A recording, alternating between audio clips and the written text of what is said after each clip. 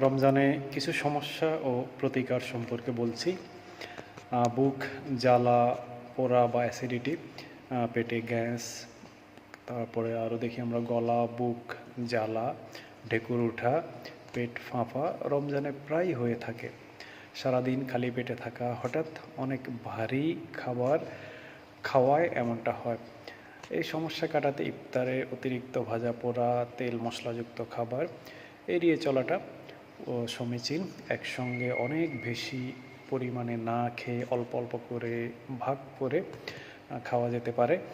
ইফতারে একসঙ্গে অনেক পানি পান না করে কিছুক্ষণ বিরতি দিয়ে পানি পান করা উচিত। সাহারি খেয়ে শুয়ে পড়লে কিন্তু জ্বালা পড়ার সমস্যা হয়, তাই সাহারি খেয়ে ফজরের নামাজ পড়ে কিছুক্ষণ হাঁটাহাঁটি করে বসে বিশ্রাম নিয়ে তারপর ঘুমাতে যাওয়াটা সমীচীন। কোষ্ঠকাঠিন্য, রমজানে কোষ্ঠকাঠিন্য আরেকটি পরিচিত সমস্যা। শাকসবজি কম খাওয়া হয়, তাই ইফতারে সব ভাজা খাবার না রেখে সবজি সেদ্ধ বা গ্রিল সবজি, প্রচুর ফল রাখা যেতে পারে। সালাদ ও টক দই রাখাটা উচিত।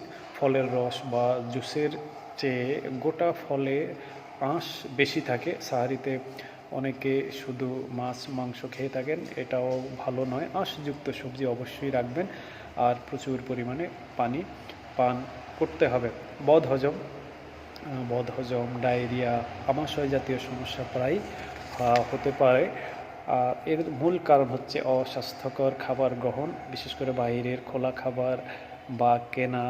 ইফতারি যতটা সম্ভব এড়িয়ে চলাটা উচিত। ইফতারি স্বাস্থ্যকর ও পরিচ্ছন্ন উপায়ে প্রস্তুত করতে হবে। যদি বাহিরের ইফতারের সময় হয়ে যাওয়ার পরিস্থিতি তৈরি হয়, তখন অবশ্যই বিশুদ্ধ পানি সঙ্গে রাখা যেতে পারে।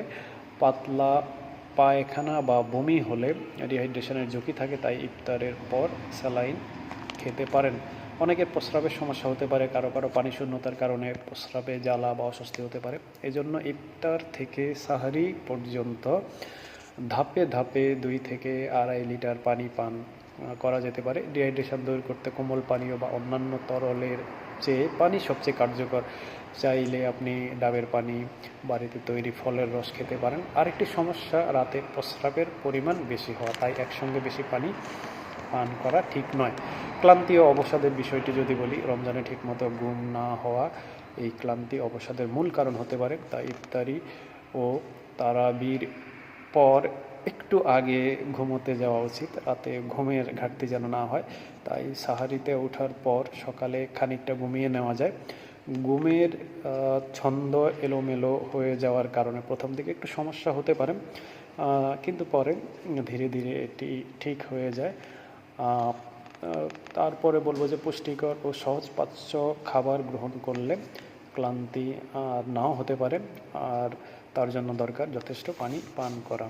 রমজানের সমস্যা থেকে আমরা দূরে থাকি, সুস্থ সুন্দর থাকি, এই প্রত্যয় রইল।